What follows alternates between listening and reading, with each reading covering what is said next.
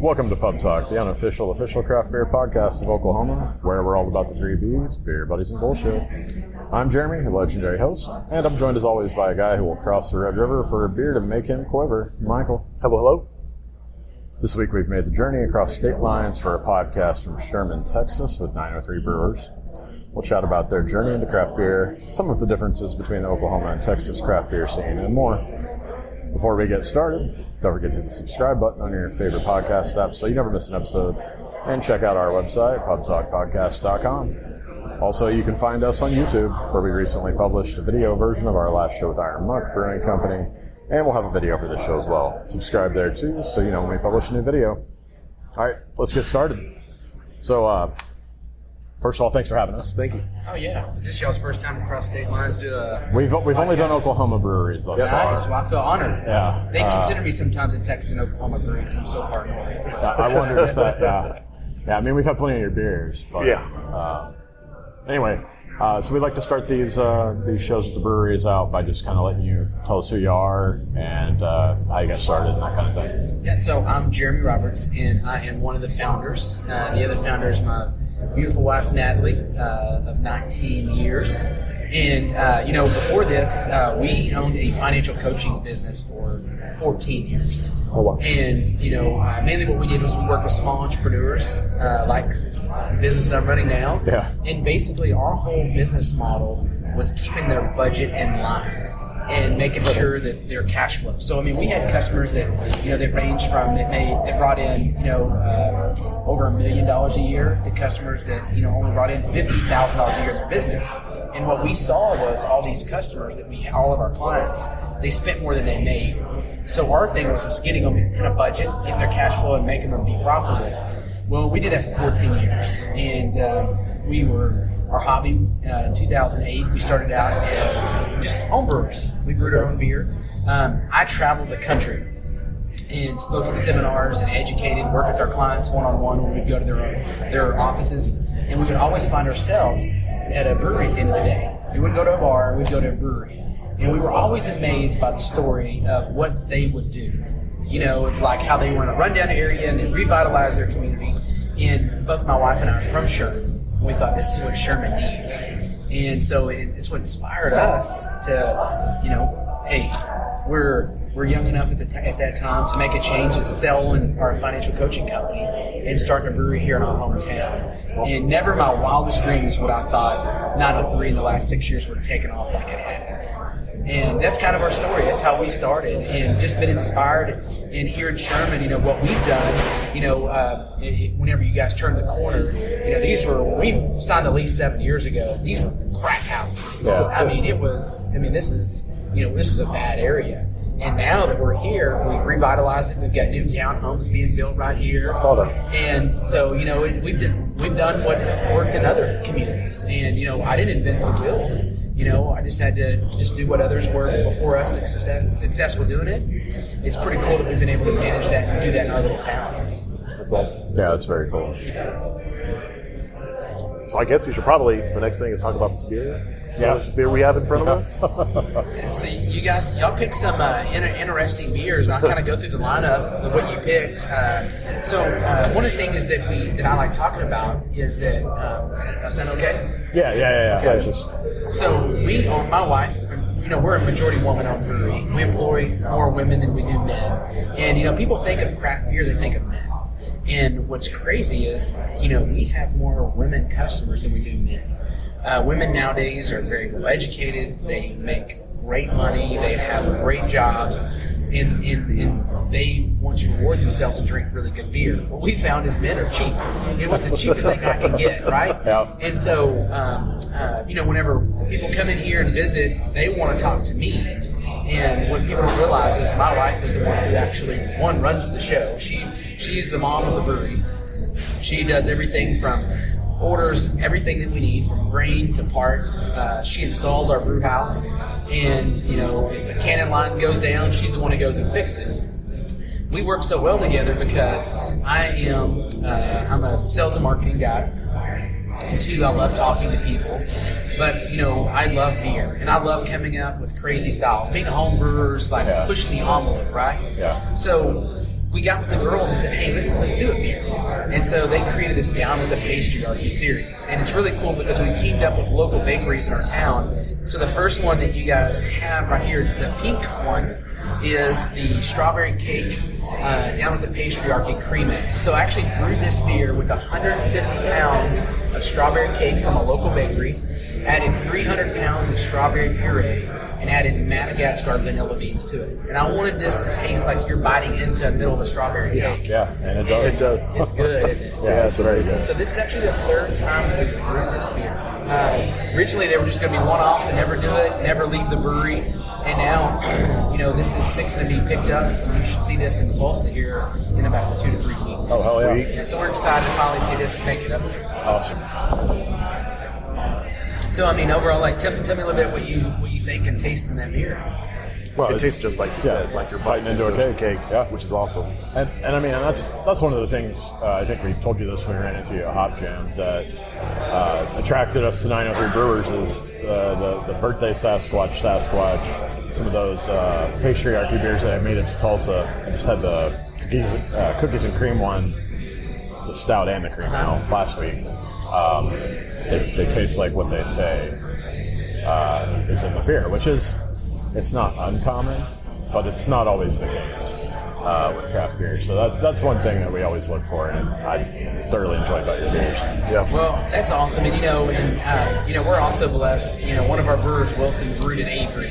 And so, Avery, in my eyes, is one of the, top 3 breweries in the world. And they brew some really good beers, some really big beers. And so, Wilson's from Durant, so just across the river. Yep. And, he's ready to come home, be with his family. And so, we were the brewery round at the time, and so we were able to score Wilson and bring him on here with us. But awesome. Yeah, he's done a great job. So speaking of Wilson, so the next beer I want you guys to try is the Kilt Switch. So Kilt Switch is the one. It's our second time to medal at the Great American Beer Festival. Last year, this beer won a bronze medal. And so, there is it's called the Sherman Celtic Festival, and they just had their 3rd year of it, and they wanted us to brew a beer for them. Our distributor and our accounts were like, don't do a Scotch ale, they don't sell, nobody wants them. And so finally we said, you know what, we're going to brew it. And, the beer sold really well, but once we medaled at the Great American Beer Festival, people were like, keep it coming. Yeah. And so now it's part of our year-round lineup. And one of the things that's really cool about the Kilt Switch is we actually use peated malt in it. So it gives it a little bit of that smoky flavor. And a lot of people think it's barrel-aged. Now, we've done a barrel-aged version of it, but that's not barrel-aged. Because when they think of Scotch, you get that peated, smoky. We actually use peated malt in when we brew that beer. But, man, it's a phenomenal beer. We're excited to re-enter that again this year at the Great American Beer Festival. And it'd be awesome if we were able to take gold. Yeah. But this was Wilson's recipe. That's one he came up with. And he loves Scotch ales, and I think he absolutely hit a home run with this beer. Yeah, this is really good. I would have thought it was barrel aged. That'd be nice. Yeah. It's crazy, like that peated malt. I drink a lot of Scotch. I love Scotch. And so it just reminds you of that, just with that little bit of hint of smoke from the peated malt. Awesome. So the next one I want you guys to try, this is kind of what we're getting into. It's the slushy series. And I believe we're one of 10 breweries in the country actually brewing these. So it's going to be this one right here. This is a trash can punch. And so trash can punch, there's 5 different fruits in it. So we have pineapple, blood orange, cherry, apricot, and passion fruit. And it tastes like high C. Oh, wow. Oh, Beer is 6%. It's crushable. These hot summer days, man. Oh, wow. It's crazy what all the flavors that we're able to pull from that. But it's, like I said, it's 6%. It's one of those beers, man, you can just drink in the pool or outside all day long. Oh, yeah. Yep. Oh, yeah, it's And super that's crushable. really good. Oh, man, wow. So what's unique is we'll also try later on the other 2 slushies that we have is a blueberry, raspberry, blackberry with vanilla and lactose. And the other one's peach mango slushy. They're a lot more thicker, the textures, and so some of these fruits, just the way that we get the fresh puree from Oregon fruit is some of it's just juicy and some of it's like real thick. Yeah. And so it's interesting to see. And it's interesting to see these 5 different fruits, how they come together. But what are your thoughts on that? I love. When will it be in Tulsa? Yeah. So unfortunately, these slushy beers have so much fruit, and just from breweries like 450 North, you're killing it with it. They're the ones that are really known for the slushy beers. As they just said, you got to be really careful. If these do leave the brewery, they have to be kept cold. Yeah. Re-fermentation can happen and cans can explode. So you just got to really be careful.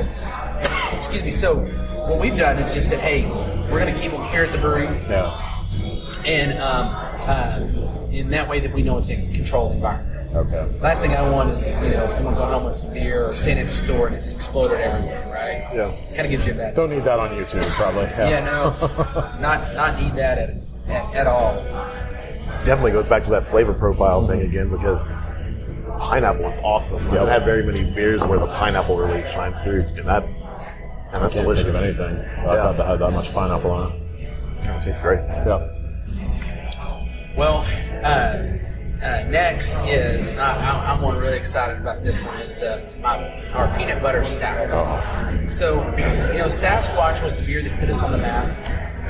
2015, it won a silver medal at the Great American Beer Festival, and since then it's medaled every year at the U.S. Open. Excuse me. And this year it won a gold medal, and we're so excited about it. But the thing about it is our summer stouts. So what we did with this one is we took the ABV down from 10% and took it to 7.5%. So it's kind of like our summer stout series. And we added PB2, so like the powdered peanut butter. What I like about the powdered peanut butter is that PB2 is it gives it that aroma on the nose, but also on the flavor profile. So with Sasquatch, even though this isn't it's got a lot of same similarities to it. We use a lot of roasted malt, chocolate malt. So the flavor profile that I give for that is that you get this roastedness. So it's almost like a roasted peanut is what you get when you drink that beer. And so it has all the flavors of a stout, and that peanut butter's there. They complement each other really well, but it's not overpowering. Yeah. And so, sometimes with peanut butter beers, you just don't taste the peanut butter. Yeah, definitely. Or sometimes you're like, oh my gosh, did I just lick the inside of a jar of peanut butter, right?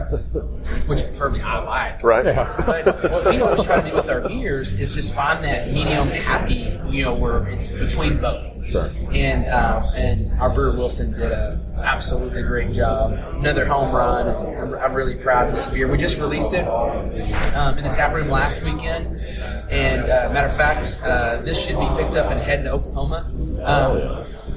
Here in the next 2 to 3 weeks is probably when you should see that out there on the shelves. Okay. Awesome. Yeah, that smell kicks right in. Yeah. Oh, it sure does. Amazing. In the best way. Yeah. Yeah. So a lot of breweries don't use that PB2 for several reasons. One is it's expensive. Yeah.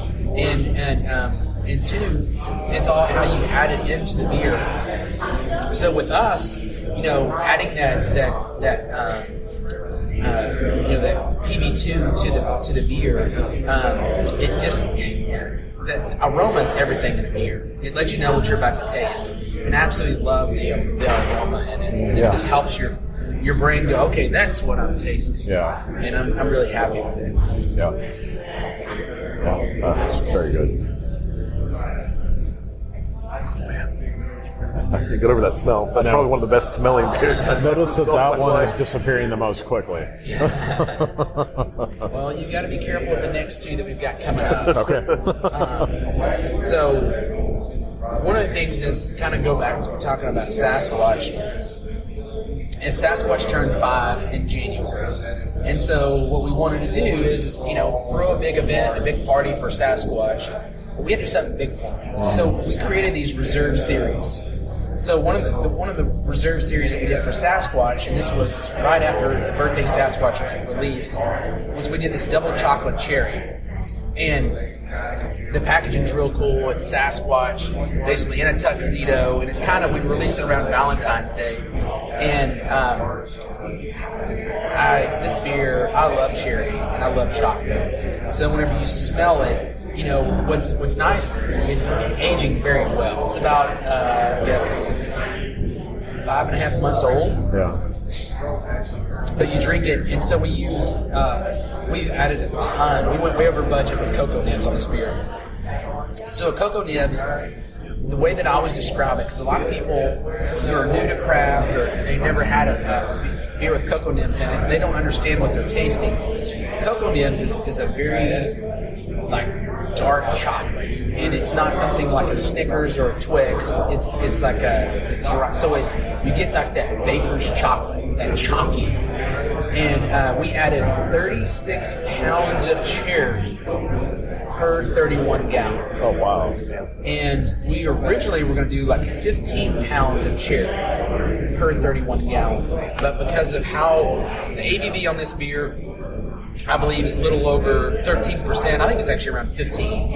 And so it's real sweet. And then all that baker's chocolate from the cocoa nibs and the chocolate malt, we actually had to keep adding cherry to get the flavor to come through. So that cherry's a flavor that can just be overpowering and take over. And Sasquatch is such a beast, it takes a lot. And so I haven't drank it in a couple months, but overall, I mean, like, what do you taste? So it smells like cherry. It's got a great cherry smell to it. And yeah, it's got the chocolate on the front, the cherry on the back. It's really good. And it doesn't taste like 15% alcohol, which is good and bad. Super dangerous. Yeah. And it doesn't taste like cherry cough syrup. Yeah. A lot of beers out there that are cherry exactly. that do taste like that. That taste like cherries. That's So awesome. one time we actually did a beer. This is really before we understood how to, being 6 years old, look, we've made the first 3 years a ton of mistakes. Sure. We put out a lot of bad beer. And I don't care who you are, every brewery's done it. Yeah. You've got to figure it out. But we actually, cherry's very expensive for one. So we actually used a cherry extract. And the beer tastes like house ale. And it was a barrel-aged beer. And people beat us up for it. And we were like, okay, take that from our playbook, mark it out, never using that. And then so we really learned how to add fruit into a beer. And yes, it's expensive, but two, people pay for it. It's good. They'll pay for it. So, my wife, like I said, she runs the show. She's the mom of the brewery. She was very like, okay, we got to be profitable. We have to be. We got to be careful. We can't keep adding cherry. And so ours it's like, hey, look, this is the reserve. If we've got to up our price on it, we do. Yeah. But it's got to be good. Yeah. And so on the reserve series, I didn't talk too much about it. It's all oak age. Okay. So we actually take oak spirals and we add it into the beer during fermentation. So a lot like the oak age Yeti and some of the beers that are oak age, that is actually how it goes into it. What's really cool is the beer set in the tank for about 6.5, 7 weeks. But when you add the oak spirals, and I mean they're 6 foot long, you're putting them in. During fermentation, the yeast is eating the sugar, turning it into alcohol. At the same time, it's just touching all this oak. So it's pulling these flavors. And it's amazing what you're able to do with just it. So, it's not barrel aged. We don't claim it to be. It is oak aged. Yeah. And you get just a little bit, a hint of the oak. Excuse me. But I love this beer. It's really good. And I just had chocolate cherry Yeti from the source a few months ago, and it's right there with it. It's right there with it. This is great. Yeah. And Great Divide is an amazing brewery, and the things they do. Yeti itself has always been something that I've wanted Sasquatch to become. Yeah. Excuse me, I have a coffee. Sasquatch versus Yeti. We should have the match right now.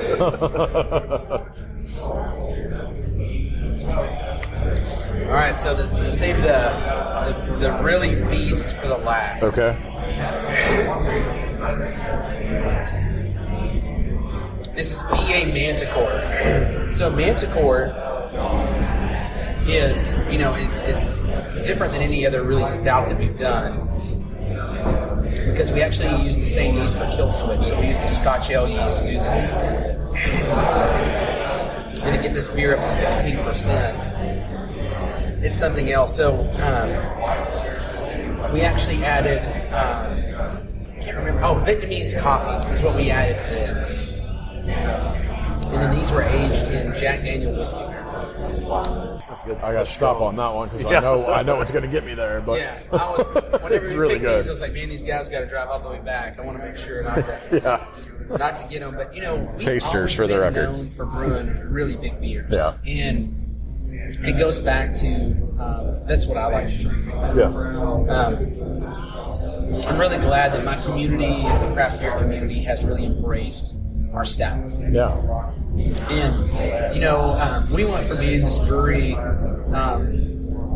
basically in the sticks, that they consider us a DFW brewery, but realistically we're not. And so we're like the bastard child up north. It's like they joke about us being from Oklahoma.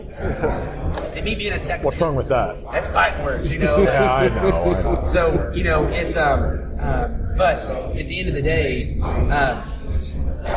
all we can do is brew the absolutely best beer that we can. At the end of the day, it's just having fun doing it. Oh, yeah. And I'm just really happy to see in the last 2 years what 903's evolved in the direction that we're in. It's awesome.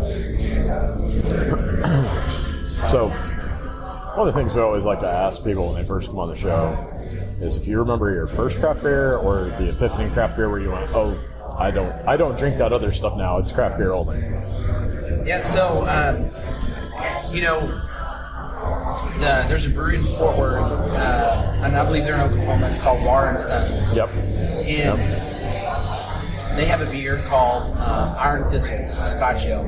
And it was the first. I remember I was down in Fort Worth, and I was in the stockyards, and I ordered a shiner.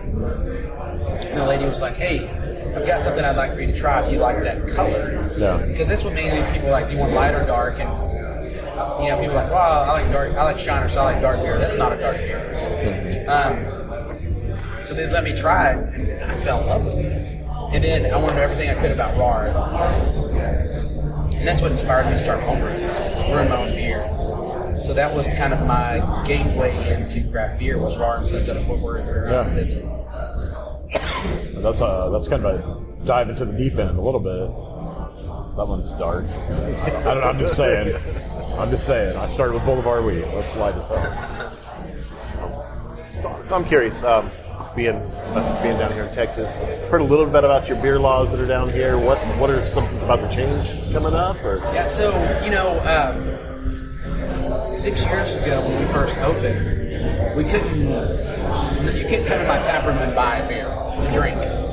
So we charged $10 and you got 2 tickets. Then after about 2 months of being open, they changed the law to where we could sell beer in the tap room. So $5 for a pint. Well, we were a brewery. We got tired of telling people we couldn't fill growlers or sell cans to go. So we switched to a brew pub, because brew pub in Texas, it's legal to sell beer to go. So 2 years ago, we converted. Now, breweries in Texas finally got the law passed, and September 1st are able to sell packaged beer to go. Okay. We've been able to do it for 2 years. That's awesome. And I'll be honest, it's what's helped keep us alive and thriving and be able to brew these big beers. Yeah. If I have to rely on accounts to sell my beer, sitting on the shelf, I mean, you guys know, you go to a beer store, hundreds, if not thousands of different beers. Yeah. How do you choose? It's getting tough. So what we do is, we drive people up to our tap room. This year, basically every week we release a new beer. Oh, wow. And we can it. It's almost unheard of a brewery our size. Yeah. We do it, and it drives people here, they buy the beer, and then that same beer hopefully goes out to the market. People are like, oh, if they drove up from Tulsa or Dallas or Austin or Houston, they're like, hey, I had a 6-pack of that at the brewery. That beer's amazing. I'm going to buy another one. Yeah. So we've seen our sales increase. And so I think that, with these laws that are changing, it's really going to help more stores, not just breweries grow, but it's going to help more package stores grow as well, because they're going to be like, I bought a 6-pack from the brewery and I enjoyed it. I want another. Yeah. So right now, are you guys just distributing here in Texas and Oklahoma, or are you got a wider footprint? Boardwalk is our distributor in Oklahoma, statewide. Well, recently, I believe the laws changed in Kansas too. Yeah, I think so. And so they started distribution company in Kansas. Okay. So it's just really easy for us to say, hey, we're now in Kansas, because they can take care of it. The thing is you sell majority of your beer within a 60-mile radius of your brewery. Sure. The further out you go, there's other local breweries. Well, we want those communities to embrace those breweries like our community embraces 903, right? So we don't sell as much beer in Oklahoma City, Tulsa as we do in the Metroplex. Yeah. And then we don't sell as much beer as Austin, Houston, or San Antonio as we do in the Metroplex. But it's just cool that as we grow, people in Kansas or Oklahoma say, where can I get your beer? Well, forever I've said, sorry. Yeah. Now I can say, well, this is where you can find it. Yeah. Can we expand much out of that? Probably not at this time. Okay. But hopefully one day.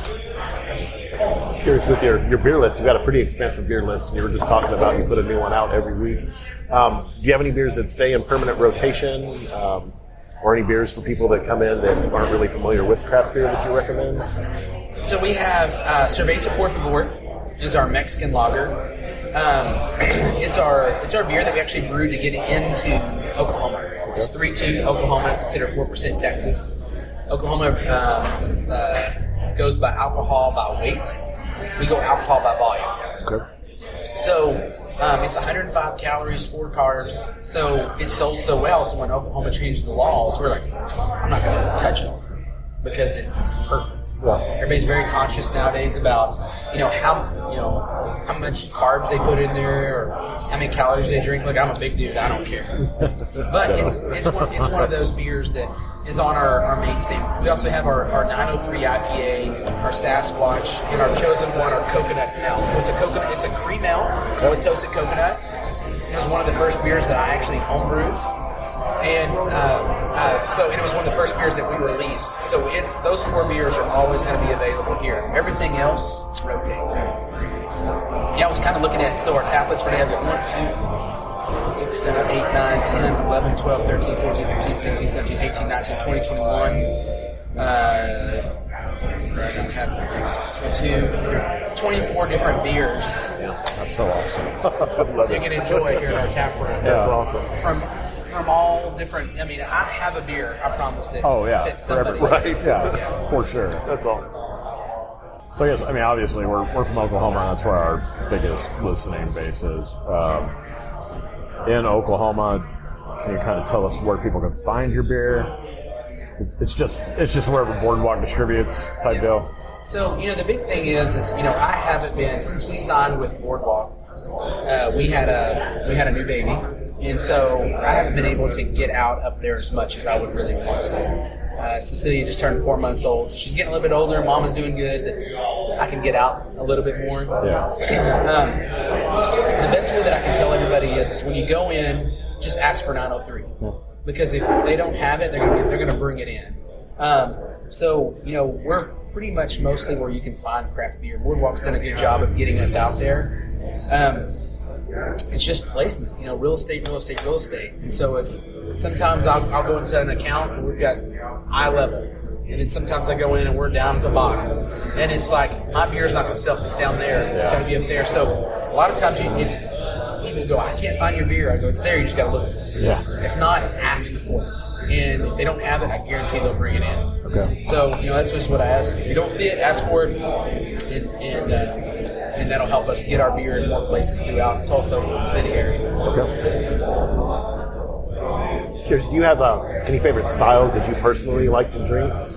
So stouts. Stouts? That's mainly what I drink. Right now though, I'm drinking our mocha vanilla cream ale. So I'm drinking a mocha vanilla cream ale. I love coffee. So this is a light beer that we added coffee in it. So it basically tastes like a mocha vanilla latte. That's usually how I start it on my Saturdays, and then I just kind of work my way down the list. I hang out the brewery every Saturday. That's awesome. And my whole thing is, since we can sell beer to go, I talk to people like this. Even if we weren't doing a podcast today, I would be sitting down with you or somebody, going over a beer list, and then this is where I get feedback of what we should do next. So many, like when I go and travel, either the brewer or the owner of the brewery, they hide. They don't want to talk to people, right? Me, I don't. Tell me why my beer sucks. How can I make it better? Because at the end of the day, that's the only way I can grow.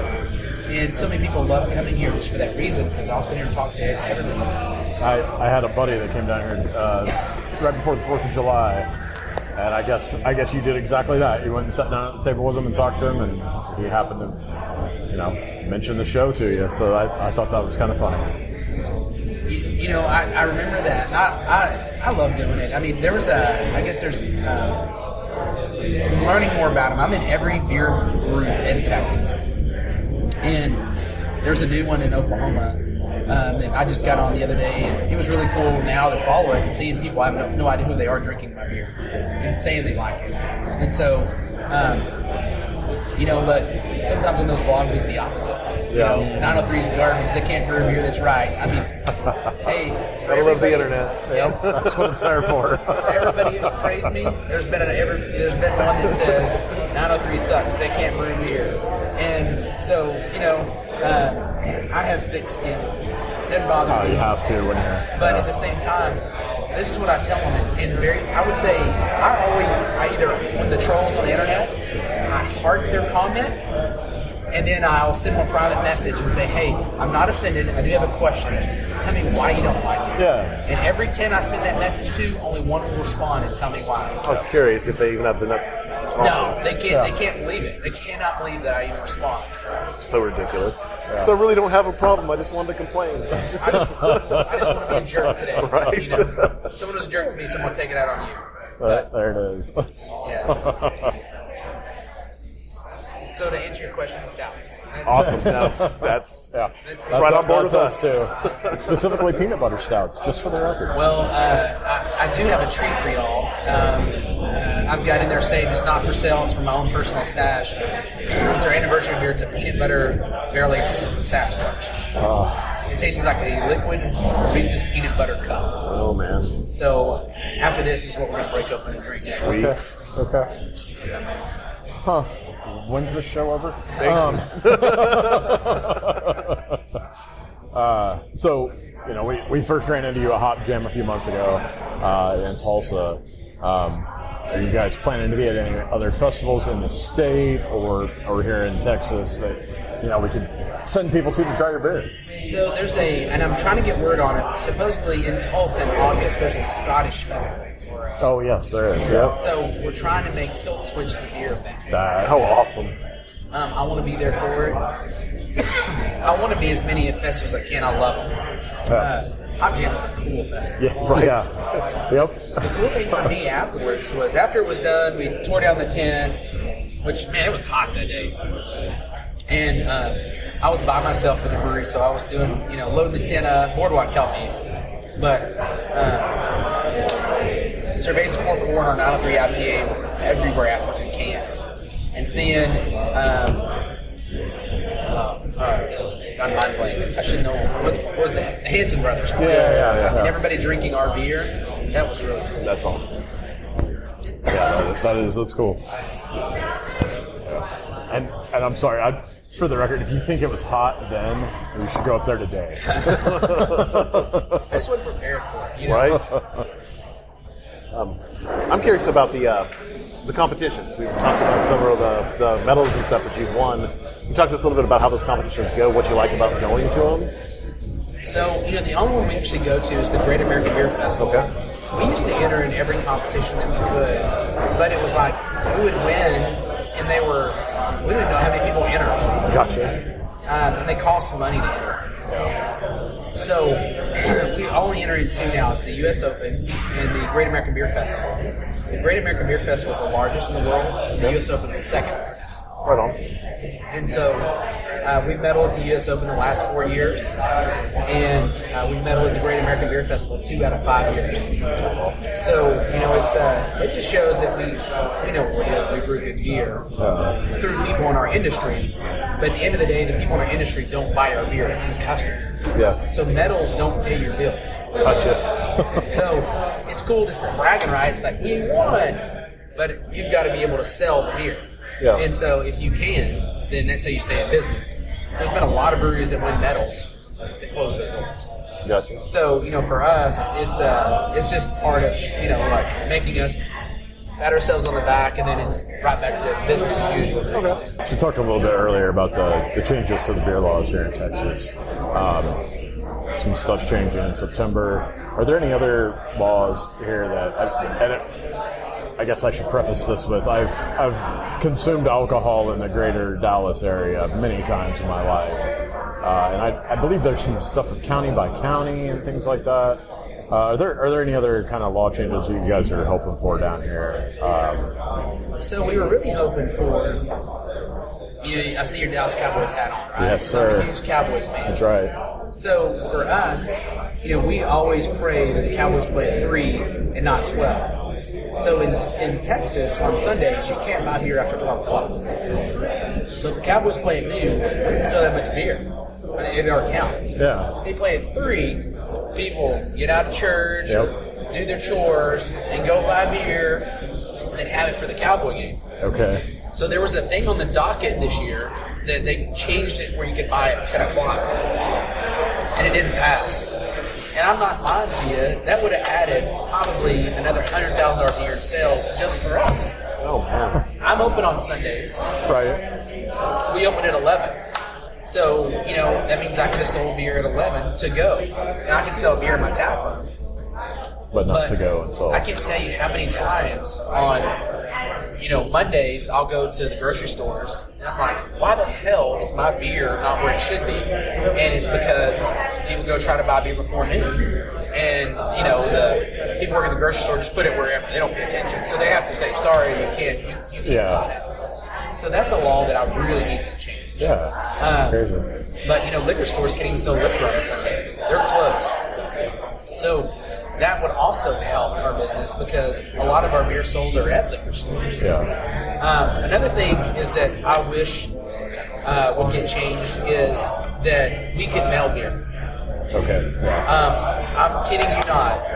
Right now, if the state would pass it where I could ship beer, we've done the math, it would add an extra $500,000 a year to our books. Let me tell you why. Because where we're at, if I was in Dallas, Fort Worth, or if I was in an Austin, San Antonio, Houston, I would sell so much more beer. Tulsa, Oklahoma City, we're a populated area. You've got to realize there's only 40,000 people live in Sherman. Yeah. Didn't know that until today. I'm an hour from Dallas, hour and a half from Fort Worth. So to get people to come up for every week for our releases is damn near impossible. Yeah. Well, we've done the math, and I could actually create a beer of the week or beer of the month where we could ship beer to you. Right. And the amount of money that we would be able to make is crazy. But not only that, ship it throughout the country. Oh, sure. So just this week, we signed with Tabor. I think Tabor. Have you heard of those guys? Yeah. Yep. Yeah, we can't get them in Oklahoma. You can't yet? Sure can. Nope. Oh. Liquor stores are also not open on Sundays in Oklahoma, Yeah. so feel your pain.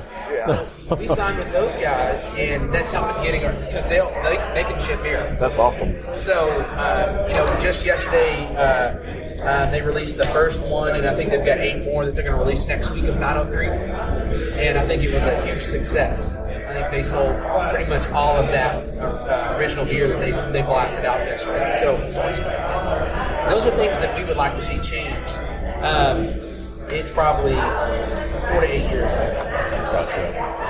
Do you all have anything that, like to get these laws changed, do you have any type of organization that helps push those, any legislation to help get some of these things enacted, or is it just hope and pray, or? Yeah, a little bit of both. So, we're part of the Brewers Association, which is like our lobbyist. Okay.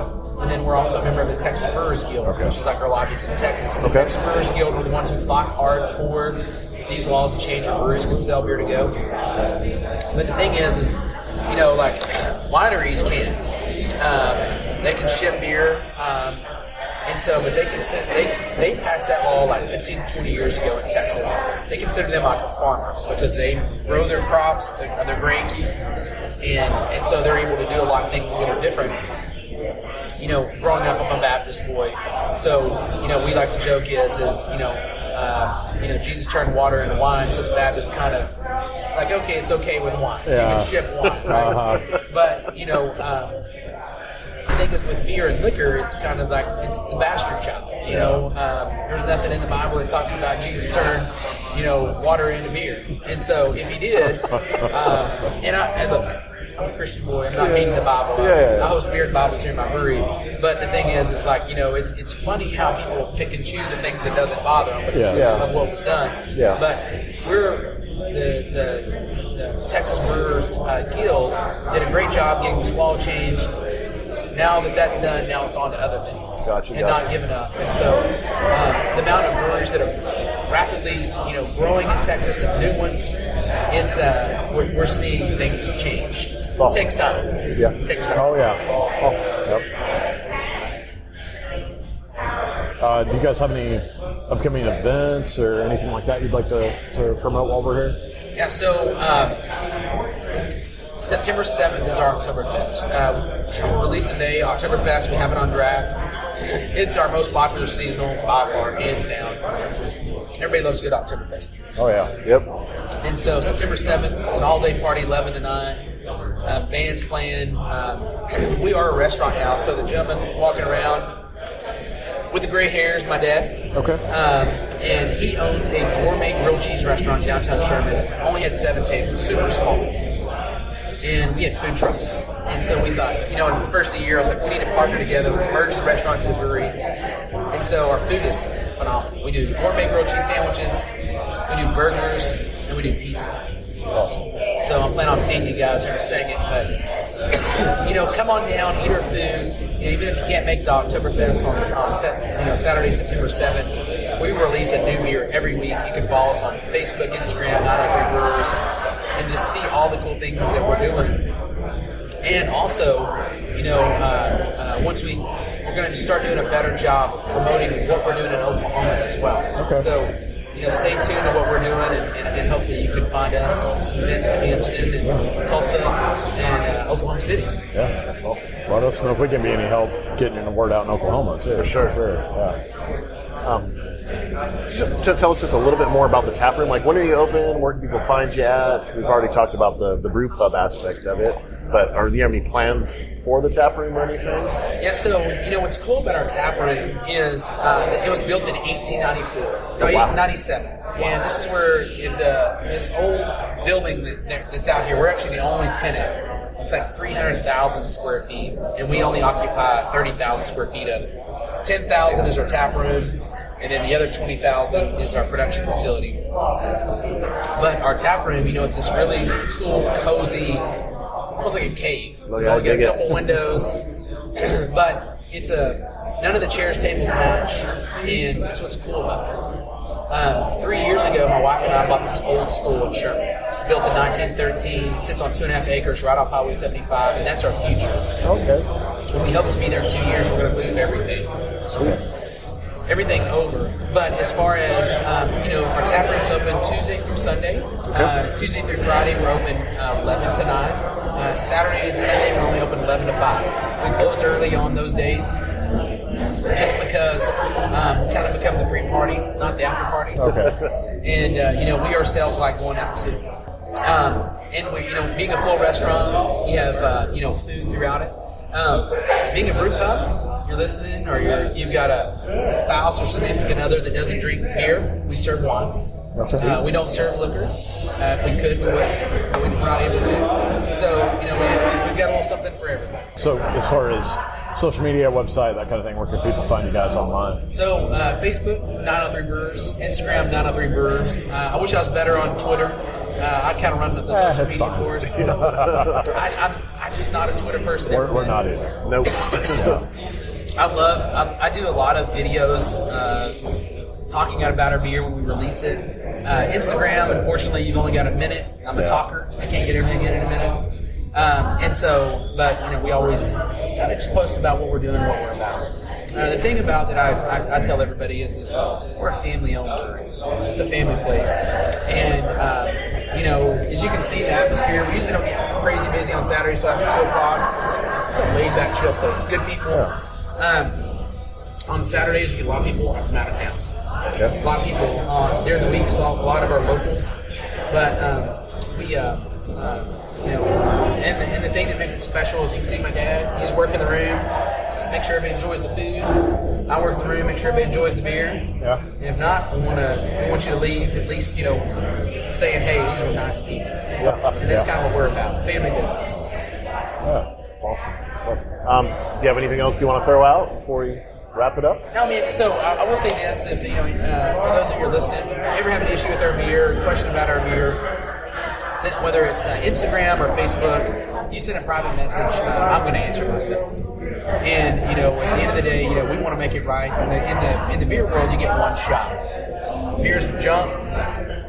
Even me, I've never bought another beer from a brewery if it's bad, right? Yeah. And so I try to remind myself, our beers have dramatically improved from our first year open.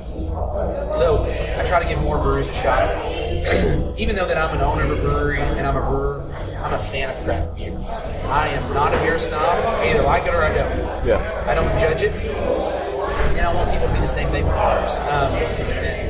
Look, I've released beers that I don't like. My customers do. And so, that's the thing is like I love working the tap room because I love this feedback. Tell me why you don't like it. And it's funny. I got a message from a guy the other day on our chosen one, our coconut ale, and he said, "Tastes nothing like described. Please send money back." So I responded, said, "Is there a number I could call and visit with you about it?" And he couldn't believe it, and I wanted to talk to him. So I went over with him and I said, "Tell me why, you want your money back." He's like, "Well, it doesn't taste like coconut." Have you ever had a coconut beer before? No, but I've had coconut water. Okay, so let me tell you the difference. Coconut water is an artificial flavor. There's some sweetener in it. It's a really good. Have you ever eaten shredded coconut? Right. He's like, no. It's like it's not very appealing. It's chalky. There's not a lot of flavor from it. So we toast our coconut. Yeah. And we do that so it kills the oil. And I just described it all to him. And he was like, "Well, I feel like a jerk." And I was like, "Well, that's not why I called.